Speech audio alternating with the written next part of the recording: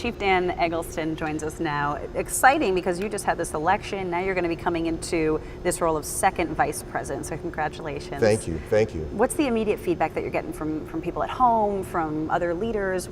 What are you in for? Well, this was certainly a team effort. When I announced that I was going to run, of course my staff, my firefighters, and even the leaders in our county government, in the community, all were invested in my campaign. So it was a fantastic team effort. So when we got the word that I won with a high majority, it was a big party. Everybody was very excited. But then soon afterwards, it's like, okay, we got to get to work. We have some things to do. Exactly. And what would you say is top on that list? Well, certainly my focus has been on firefighter safety. You know, we've learned a lot of things over the last few years about cancer and about mental health. That's certainly been my focus over the last several years and will continue to be my focus as second vice president and eventually president of this association. And what got you to run in the first place? What was Well, you know, it really goes back to the mid-90s when I became a fire chief. And my first night at home after that first long day, I realized if I was going to survive this job and really bring about meaningful change in this organization, I was going to need to lean on some expertise out there. And that's when I realized the value of being a member of my association. So we were able to bring about meaningful change, and I survived.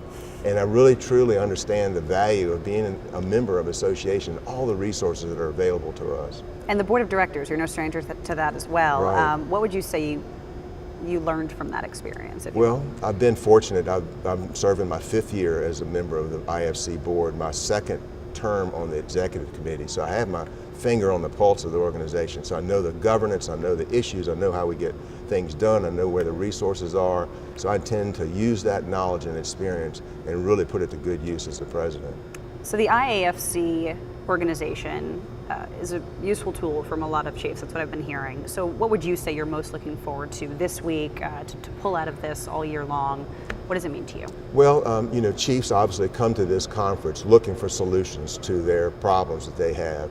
Being a chief today is harder than it's ever been. There's so many challenges out there in our communities that are evolving. So it's our job to provide those services, representation at the national and state levels, as well as education, so that we can provide our members with the information that they need to go back home and implement some meaningful change.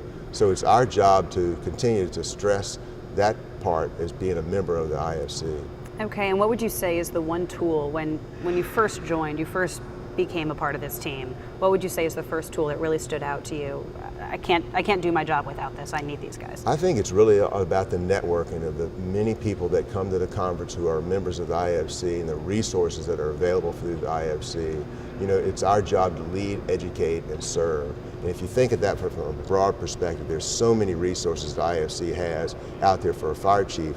We just want to make sure that they know that we're here for them.